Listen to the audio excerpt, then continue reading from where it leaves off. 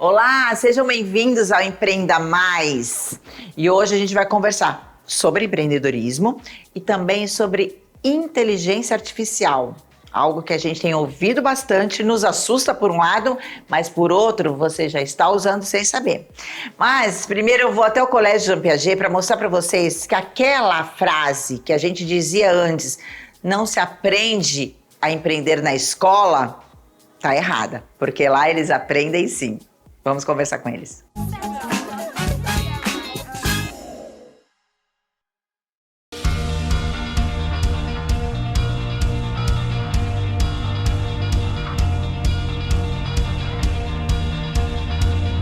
Você sabia que agora é lei as escolas irem além das disciplinas tradicionais? Matemática, português, física, química, inglês. Existem braços que elas precisam estar integradas, integrarem isso às disciplinas da escola. Eu estou hoje no Colégio Piaget para entender um pouquinho melhor disso e falar dessa área de empreendedorismo que sempre, já há muitos anos, aliás, ela foi incorporada na disciplina dos alunos como uma área optativa, mas hoje ela se inclui nessa nova lei. É isso, né, Bruno? É isso mesmo. Assim, desde a promulgação da BNCC, também na reforma do ensino médio, que o ensino médio passou a ter um currículo diversificado em duas grandes áreas: a formação geral básica, que é o que você falou, as disciplinas tradicionais, e os itinerários formativos, que aí é um leque bem grande de opções que a escola sugere e que os alunos podem escolher em alguns momentos da sua trajetória de ensino médio.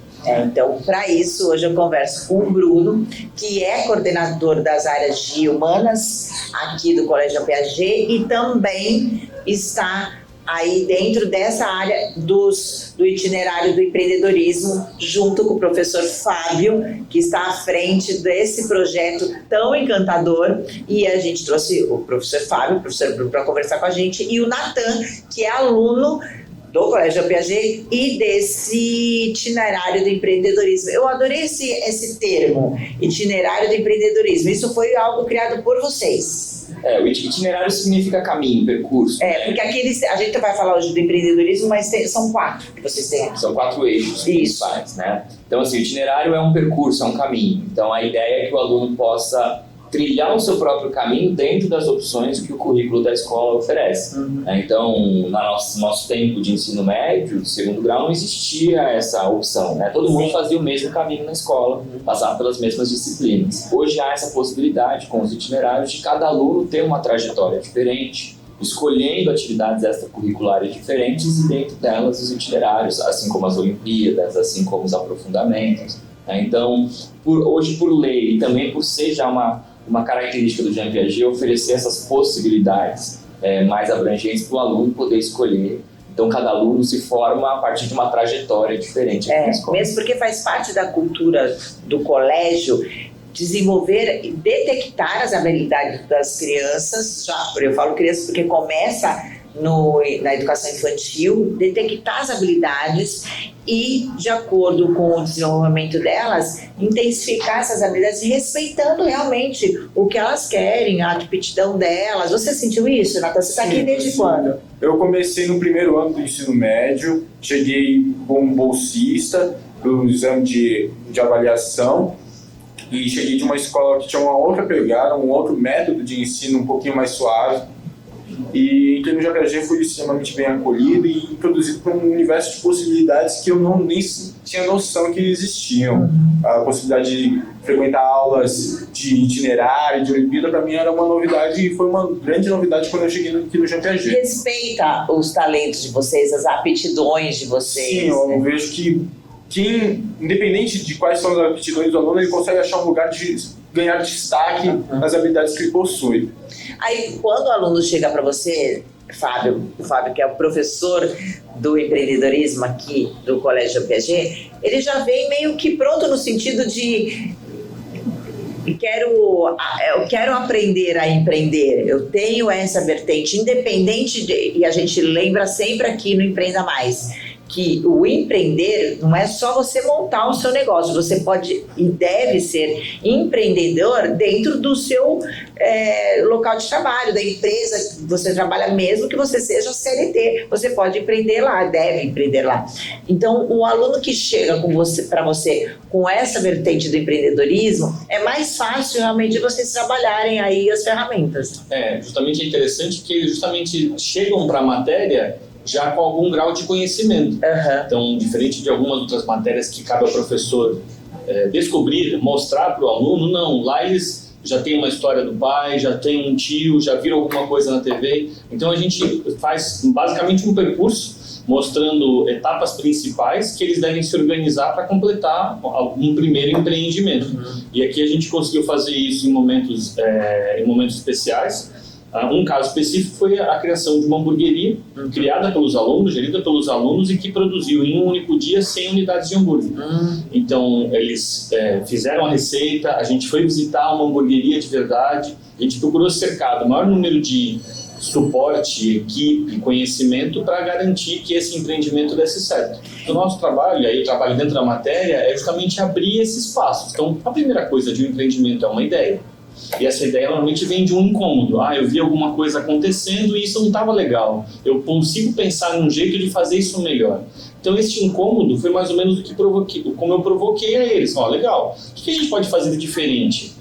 E aí surgiu a ideia de criar de somar no evento de profissões que o colégio já fazia alguma coisa de empreendedorismo, porque empreender também é uma profissão, também é uma carreira, também vai consumir você, seu recurso, sua vida, então valia a pena somar. E aí decidimos realizar algo. O que vamos realizar? Vamos fazer cookie. Não, mas cookie já é feito no outro semestre, não tem nada a ver, vamos fazer uma coisa diferente. E aí, com uma sequência, né? E aí tem algumas ferramentas de brainstorming, de eliminação, a gente foi amadurecendo até vai ser um hambúrguer, o hambúrguer vai ter a receita tal, porque um hambúrguer, 2 hambúrgueres, pão assim, pão assado, pão feito por nós, pão comprado, quer dizer, todo o amadurecimento de um processo de confecção do hambúrguer e finalmente da venda. Você acredita que isso tenha crescido? Você mesmo falou que hoje o empreendedorismo se fala mais de empreendedorismo por conta da internet? Eles chegam para você com isso? Eu vi na internet, eu sigo tal pessoa e falou que eu posso ser milionário até os 30 anos sem empreender, né? Você segue alguém que falou isso. Não sigo, mas já, obviamente, tive contato com conteúdos desse tipo. Um pouco do trabalho é também desmistificar, porque muitas das pessoas que usam a internet como mídia também estão interessados na valorização da mídia, na quantidade de acessos. Então a gente precisa desmistificar. E, por exemplo, fazer uma hamburgueria foi isso, doeu. Nós chegamos aqui às 6 da manhã, nós montamos hambúrgueres, depois fritamos hambúrgueres, depois botamos eles no pão, aí fizemos as embalagens, entregamos e precisava garantir que eu entregasse o pedido da Renata, o pedido do Bruno e o pedido do Natan. Não podia cruzar os pedidos. Então, montamos uma equipe, dividimos tarefas, justamente porque existe sim na cultura hoje um contato com a expressão de empreendedorismo, mas o que é empreender, a dificuldade de empreender não tão visíveis, não é só o contato. Como você explica isso para os alunos? O que é empreender? Como que você explica isso para eles? Olha, isso é interessante, porque eu não explico. Eu vou deixando que a gente descubra com o passar da matéria. Porque o empreendedorismo, hoje ele é um misto de religião, ele é um misto de ciência, ele é um misto eu consigo fazer do meu jeito. Então a ideia não é necessariamente fazer uma definição enlatada, mas ajudá-los a construir um percurso que pode ser utilizado num empreendimento próprio, num empreendimento de carreira. Então, de alguma forma, mostrar as ferramentas que cercam o trabalho do empreendedor para qualquer empreendimento que ele queira fazer. Você já sabe qual área que você vai seguir, Natan? Eu, pessoalmente, já tenho minha trajetória muito bem definida já faz muito tempo. Eu sempre gostei muito de me envolver com tecnologia, com essa questão de desenvolvimento tecnológico e envolver empreendedorismo pela questão realmente de poder tomar a frente da produção, de coordenar como que vai ser feito, de deixar com a minha cara as coisas que eu faço. Então, desde pequeno, meu sonho é abrir uma empresa de tecnologia, envolver em essa questão de empreendedorismo, de inovação tudo isso dentro de um pacote só. Quando você fala em tecnologia, porque hoje tudo é tecnologia, você tem algum viés no sentido de criar um software para ser vendido, o que você pensa em algo assim? Dentro das áreas da tecnologia, do que se tem discutido, da efervescência de inovações tecnológicas, uma área que tem me chamado bastante atenção, e ainda está ainda bem pequena, é a de nanorobótica para questões médicas. Então, criar robôs do tamanho de uma célula, às vezes um pouquinho maior, para auxiliar numa cirurgia, combater um tumor em estágio inicial, é algo que ainda é pouco, existe pouco estudo, existe pouco avanço, é caro, é inacessível para muita gente, mas tem um potencial de ser revolucionária na medicina. Com certeza. A robótica na medicina está sendo fundamental mesmo, né? Eu sempre me surpreendo com esses alunos. Olha, eu vim para cá há 18 anos. Há 18 anos eu gravo aqui no JPG, mas a minha história com o JPG começa antes, porque eu dei aula aqui, meus filhos estudaram aqui, mas eu sempre me surpreendo com eles. Você que está aqui também há um tempão, Bruno, Já faz algum tempo.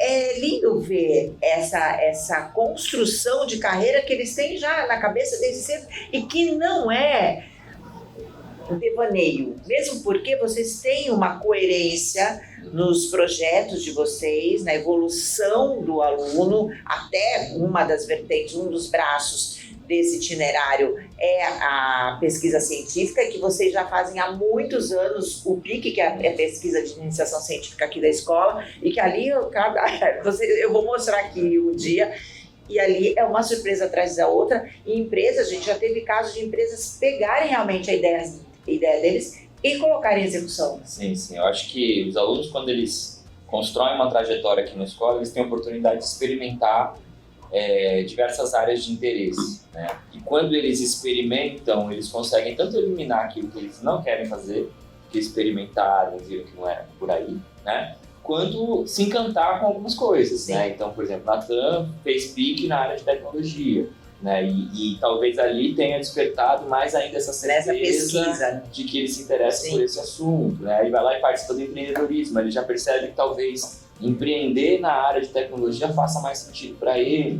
Então, acho que o objetivo da escola é sempre oferecer essa diversidade de opções para que o aluno experimente, teste seus talentos, para que essa escolha seja mais assertiva possível, né? A gente sabe que hoje em dia as carreiras elas são muito mais flexíveis, né? Então, não é simplesmente uma escolha profissional, uma escolha de um curso superior que vai definir a carreira dessa pessoa, mas ele conhecer as possibilidades para onde determinadas direções podem levá-lo, né, é muito interessante, esse é o nosso objetivo. E esse caminho, ele não é doloroso porque os alunos do JPG, como eu falei, é uma construção.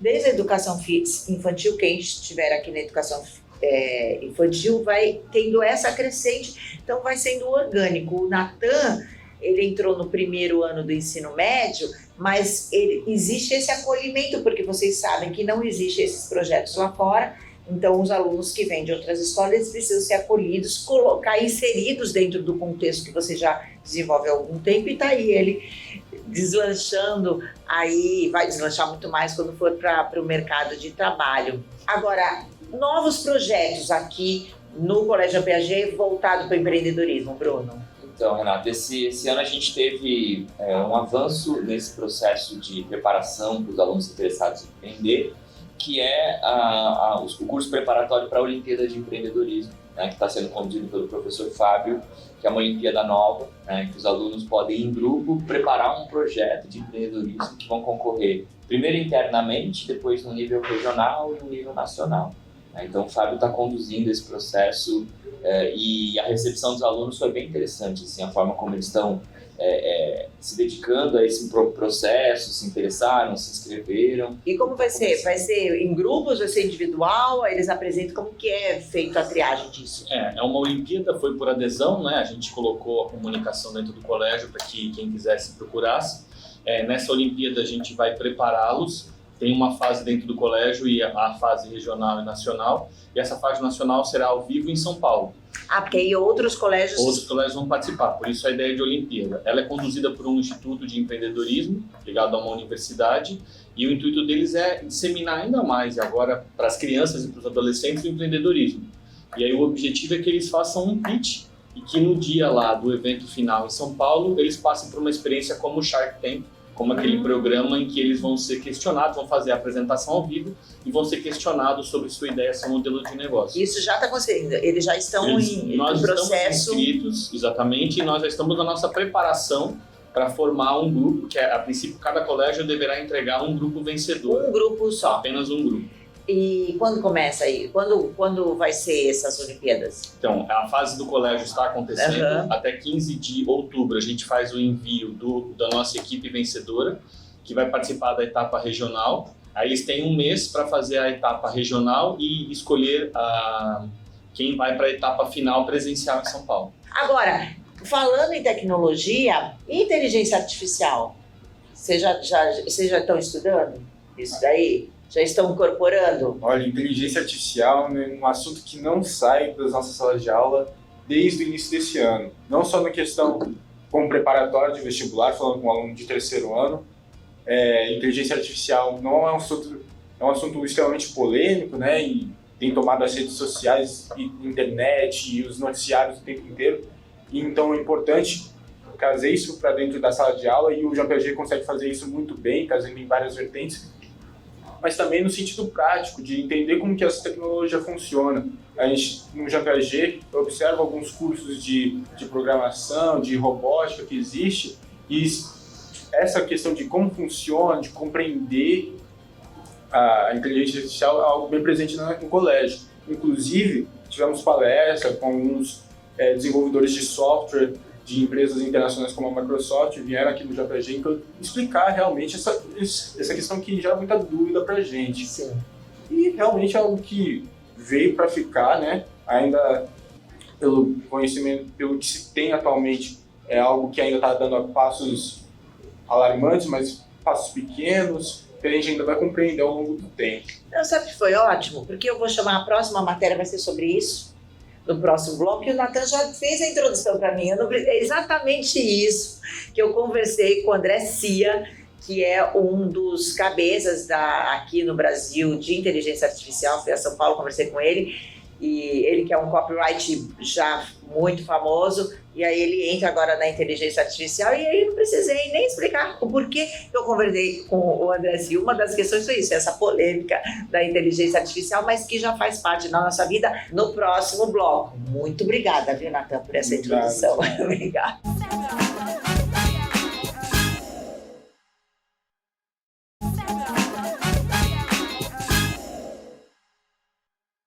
E aproveitando que o Nathan, aluno do Colégio Jean Piaget, falou no bloco anterior sobre inteligência artificial, eu chamo agora a entrevista que eu fiz com o André Cia, especialista em IA, para nos mostrar como isso já é realidade.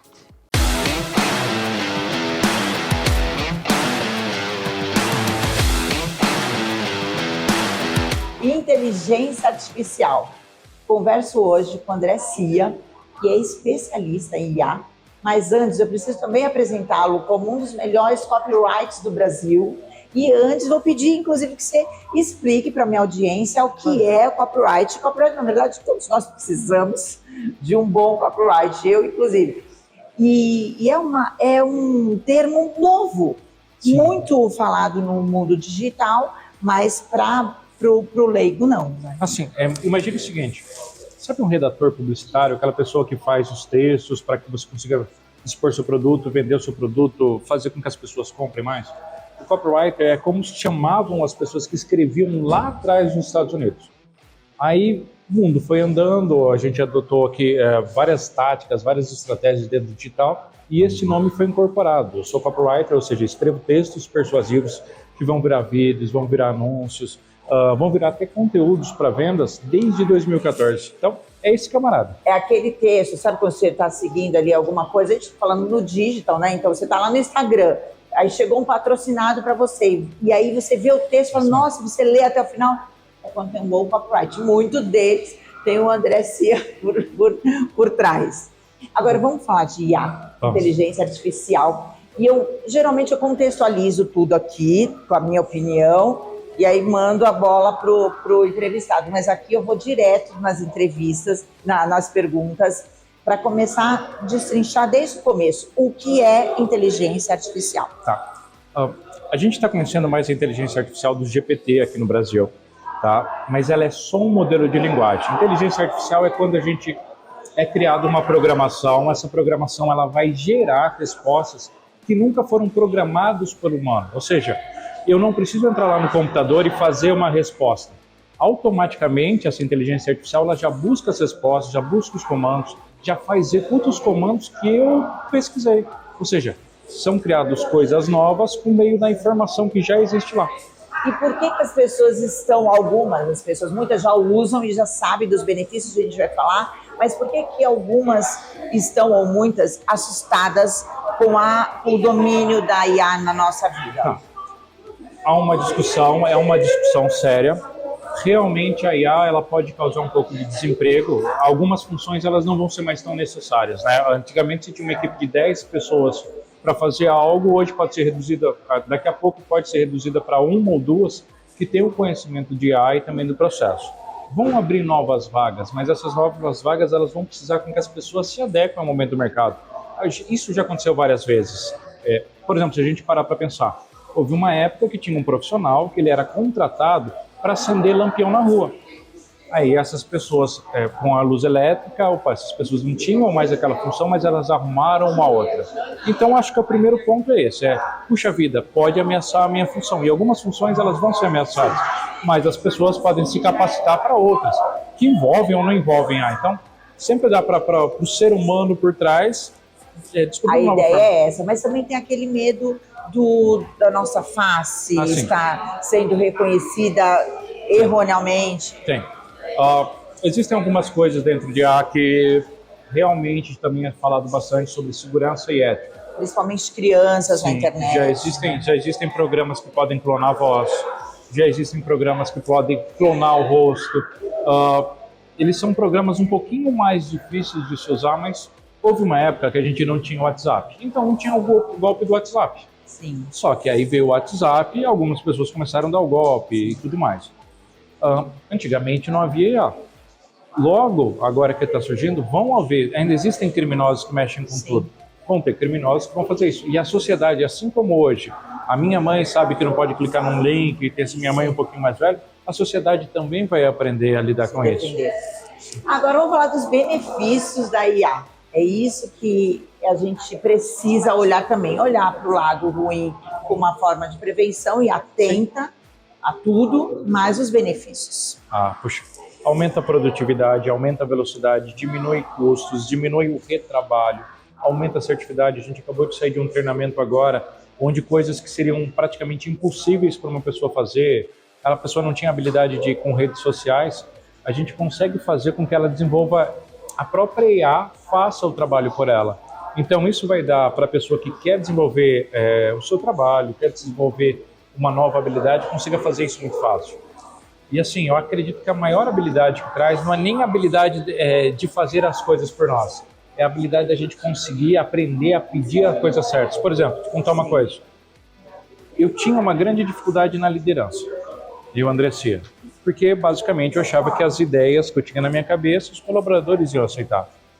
Só que quando se eu tentasse programar uma IA com essa coisa, a IA não consegue ver o que tem na minha cabeça. Sim. Quando eu comecei a programar a IA, eu melhorei minha comunicação com o humano.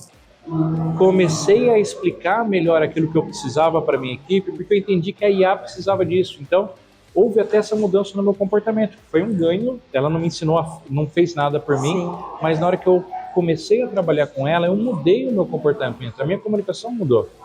Melhorou habilidades. Melhorou a minha habilidade. Eu vi outro dia uma pesquisa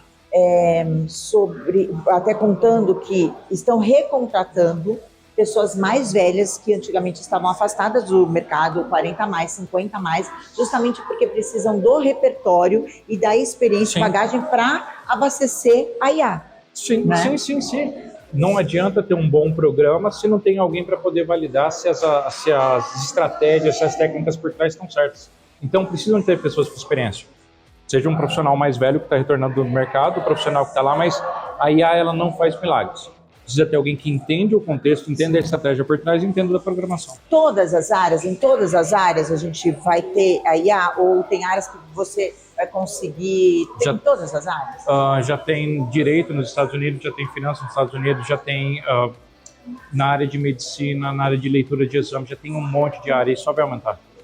Essa vai ser uma realidade da gente. É uma realidade, não vamos nos assustar, só vamos ficar atentos e aproveitar mais essa inovação que vai nos ajudar em tempo, em velocidade e em dinheiro também. Em dinheiro também. Obrigada. Imagina. Obrigado.